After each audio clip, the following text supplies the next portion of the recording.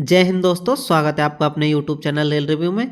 दोस्तों RRB group D 2024 के form भरना स्टार्ट हो चुके हैं। आप जाकर फॉर्म फिलअप कर सकते हो। अब जो फॉर्म भरते वक्त जो सबसे मेन इंपॉर्टेंट काम होता है वो होता है पोस्ट प्रेफरेंस चूज करना कि आपको पोस्ट प्रेफरेंस कैसी देनी है ताकि आपको अच्छी पोस्ट अलॉट हो। क्योंकि एक बार आपको गलत पोस्ट अलॉट होगी तो फिर आपको ज़िंदगी भर उसी पोस्ट में काम करना रहेगा और आपको पछताने के अलावा आपके पास कोई दूसरा ऑप्शन नहीं रहेगा। क्योंकि मैं काफ़ी सारे ऐसे जो कैंडिडेट हैं उनको जानता हूं जिनके लास्ट जो ग्रुप डी की एग्ज़ाम लगी तो उनमें काफ़ी अच्छे नंबर थे।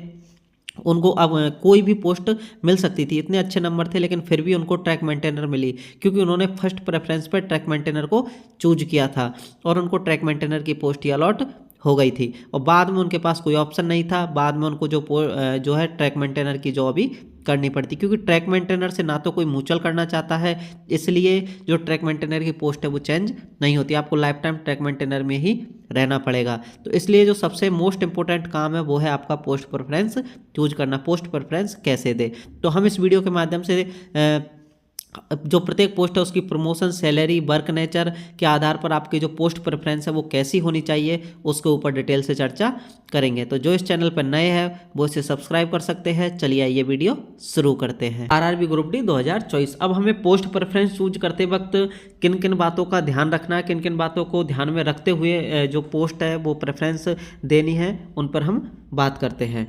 तो आपको जो पोस्ट प्रेफरेंस को देते वक्त एक तो उस पोस्ट में आपके रिस्क कितनी है, काम का रिस्क या लाइफ का रिस्क कितना है वो आपको ध्यान देना है।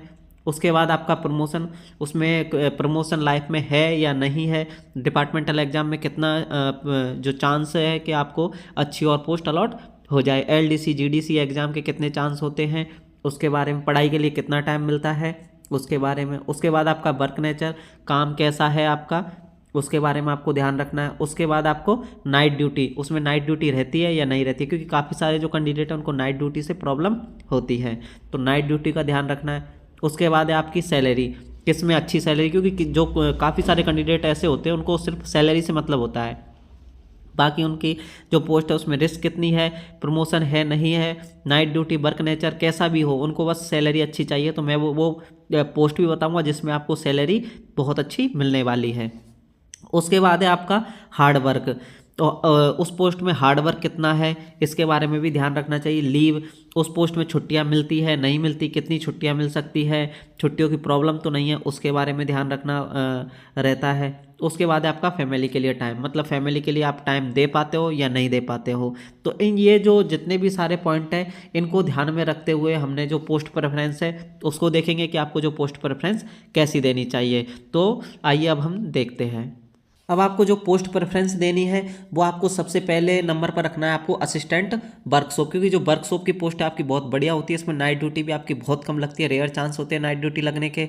उसके बाद आपका सैटरडे हाफ डे रहता है, संडे आपका रेस्ट रहता है और जो नेशनल हॉलीडे की आपकी छुट्टी रहती है। तो ये आपकी जो वर्कशॉप की जो पोस्ट है वो आपकी बहुत बढ़िया रहने वाली है। तो आपको जो फर्स्ट नंबर पे है असिस्टेंट वर्कशॉप को देना है। उसके बाद है आपका दूसरे नंबर पे assistant train lighting and AC, ये भी आपको जो वर्कशॉप वाली पोस्ट है, क्योंकि ये आपकी वर्कशॉप में भी है और जो ट्रेन में रनिंग में जो ड्यूटी लगती है वो दोनों पोस्ट आई है। तो आपको जो वर्कशॉप वाली है उसको सेकंड नंबर पे देना, assistant train lighting and AC. उसके बाद है आपका तीसरे नंबर का असिस्टेंट लोकोसाइड इलेक्ट्रिकल। तो जो असिस्टेंट लोकोसाइड की दो है, एक तो आपकी इलेक्ट्रिकल की, एक आपकी डीजल की है, तो आपको असिस्टेंट लोकोसाइड इलेक्ट्रिकल को तीसरे नंबर पर रखना है। उसके बाद है आपका चौथे नंबर पर असिस्टेंट लोकोसाइड डीजल, तो आपको चौथे नंबर पर असिस्टेंट लोकोसाइड डीजल को रखना है। उसके बाद है आपका पाँचवें नंबर पर पॉइंट्समैन बी, तो आपको पॉइंट्समैन को पाँचवें नंबर पर रखना है। अब पॉइंट्समैन की एक ऐसी पोस्ट है, यदि आपकी जो है जो रोड साइड स्टेशन है अगर आपकी ड्यूटी उन पर लगती है, जो छोटे स्टेशन है उन पर लगती है, तो जो पॉइंट्समैन की जो पोस्ट है आपकी बहुत बढ़िया पोस्ट है, सबसे शानदार पोस्ट है। लेकिन प्रॉब्लम पॉइंट्समैन में ये है कि यदि आपकी ऐसे स्टेशन पर लगी जहाँ पर आपकी संटिंग ज़्यादा है या आपकी स्टेबल जो ट्रेनें स्टेबल ज़्यादा होती है, तो वहाँ पर आपको थोड़े सा जो वर्कलोड है वो बढ़ जाता है। तो इसलिए जो पॉइंट्समैन को हमें पाँचवें नंबर पर रखना है, क्योंकि इसमें जो प्रमोशन है वो आपके बहुत शानदार प्रमोशन होने वाले हैं। अगर आप पढ़ाई में थोड़ी बहुत अगर पढ़ाई करते रहते हो तो आपका 4 से 5 साल, 5-6 साल में आप स्टेशन मास्टर बन जाते हो। तो इसलिए जो पॉइंट्समैन भी है ये आपकी बहुत बढ़िया पोस्ट रहने वाली है। अब है आपकी 6वें नंबर पर असिस्टेंट ऑपरेशनल इलेक्ट्रिकल। तो ये आपकी ये इलेक्ट्रिकल की पोस्ट है, ये असिस्टेंट ऑपरेशनल, इसको आप 6 नंबर पर दे सकते हो। उसके बाद है आपकी assistant SNT signal and telecommunication, इसको आप 7वें नंबर पर दे सकते हो। उसके बाद है आपकी असिस्टेंट ब्रिज, इसको आप 8वें नंबर पर दे सकते हो। इनमें जो ब्रिज का जो मेंटेनेंस वगैरह रहता है इसका काम रहता है। इसमें जो सिग्नल वगैरह है या आपके ब्लॉक इंस्ट्रूमेंट है उनका जो रिले रूम वगैरह के मेंटेनेंस का काम रहता है। उसके बाद है assistant train lighting and AC, ये जो जॉब है ये आपकी ट्रेन में लगती है, ट्रेन के साथ ही आपको जाना पड़ेगा। यदि उसमें कोई ट्रेन की जो लाइट वगैरह है या एसी वगैरह है, पंखे वगैरह, उसमें अगर कोई प्रॉब्लम आती है तो आपको ये मेंटेनेंस का काम रहता है। तो assistant train lighting and AC. उसके बाद है आपका असिस्टेंट CNW, इसको आपको 10वें नंबर पर देना है। ये आपकी CNW की कैरेज एंड वैगन की पोस्ट है। अब इसमें जो आपके काफ़ी सारी जो पोस्ट है जैसे assistant SNT, track maintainer, track machine, assistant bridge, pointsman और असिस्टेंट TRD, इससे की जो जॉब प्रोफाइल है इससे रिलेटेड मैंने डिटेल में वीडियो बना दिया है, जिसका लिंक मैं आपको डिस्क्रिप्शन में दे दूंगा। वहाँ से भी आप इनकी जॉब प्रोफाइल, इनका वर्क नेचर, इनमें कितना हार्ड वर्क रहता है, नाइट ड्यूटी रहती है नहीं रहती, इन सब चीज़ों को जाकर देख सकते हो, ताकि आपको जो पोस्ट चूज करने में आसानी रहेगी, क्योंकि आपको जो पोस्ट है उससे रिलेटेड सारी बातें पता लग जाएगी। उसके बाद आपको देना असिस्टेंट TRD यानी ट्रैक्शन एंड डिस्ट्रीब्यूशन। तो ये आपकी जो OHE वायर होती है जो उसमें आपको मेंटेनेंस वगैरह का काम रहता है। उसके बाद है आपकी असिस्टेंट ट्रैक मशीन, ये आपकी ट्रैक मशीन की जॉब है। सैलरी की अगर हम बात करें तो असिस्टेंट ट्रैक मशीन को सबसे ज़्यादा सैलरी मिलती है, इससे ज़्यादा ग्रुप डी में किसी को भी सैलरी नहीं मिलती।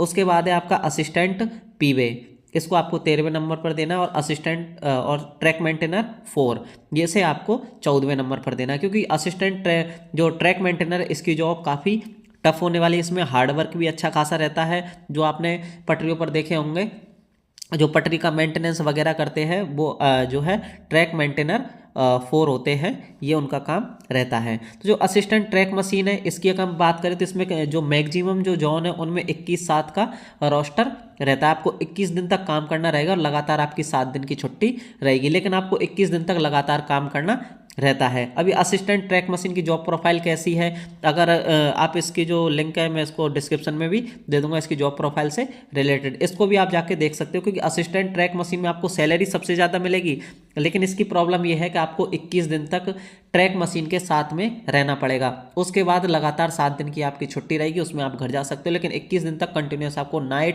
डे नाइट जो है ट्रैक मशीन के साथ रहना पड़ेगा। उसी में मेंटेनेंस का काम रहता है। अगर ट्रैक मशीन में कोई प्रॉब्लम आ जाती है तो जो जेई वगैरह रहते हैं या टेक्नीशियन वगैरह रहते हैं उनकी जो हेल्प करने का काम रहता है। इसमें जो आपकी मैक्सिमम जो ड्यूटी वगैरह है वो डे की रहती है, लेकिन आपको रहना ट्रैक मशीन में ही रहना पड़ेगा। आपको नाइट में वहीं सोने खाने सारी व्यवस्था आपकी ट्रैक मशीन में होती है। तो इसकी जो जॉब प्रोफाइल से रिलेटेड वीडियो है वो आपको मैं डिस्क्रिप्शन में लिंक दे दूंगा, उससे भी देख सकते हो। उसके बाद आपको लास्ट पे देना है ट्रैक मेंटेनर 4। ये आपकी जो ट्रैक मेंटेनर 4 की है ये आपकी हार्ड वर्क इसमें ज़्यादा होता है, तो इसलिए आपको इसे 4 नंबर पर देना है। तो इस तरह जो आपको आरआरबी ग्रुप डी 2024 में अगर आप इस तरह पोस्ट प्रेफरेंस देते हो तो अगर आपको अच्छे नंबर आते हैं तो आपको अच्छी पोस्ट अलॉट हो जाएगी। लेकिन अगर जो लास्ट टाइम काफ़ी सारे जो कैंडिडेट हैं उन्होंने क्या किया था, ट्रैक मेंटेनर 4 उन्होंने नाम सुना था ट्रैक मेंटेनर का, तो उन्हें लगा ये पोस्ट बढ़िया होने वाली है, उन्होंने पहले नंबर पर दे दिया। तो काफ़ी सारे जो कैंडिडेट हैं मुझे मिलते थे तो तब बताते थे कि जो हमने नंबर हमारे काफ़ी अच्छे थे, हम चाहते थे उनमें से कोई सी भी पोस्टें मिल जाती, लेकिन उनको कौन सी मिली थी, ट्रैक मेंटेनर 4, क्योंकि उन्हें फर्स्ट नंबर पर ट्रैक मेंटेनर 4 को रखा था, जिसके कारण उन्हें काफ़ी सारी प्रॉब्लमें जॉब करने में आई थी। तो इस तरह आप पोस्ट प्रेफरेंस को चूज कर सकते हो। पोस्ट प्रेफरेंस से रिलेटेड अगर आपको और किसी भी प्रकार की कोई क्वेरी हो तो आप कमेंट सेक्शन में लिख सकते हो। ठीक है दोस्तों, इसी के साथ मिलते हैं किसी नेक्स्ट वीडियो में। धन्यवाद दोस्तों।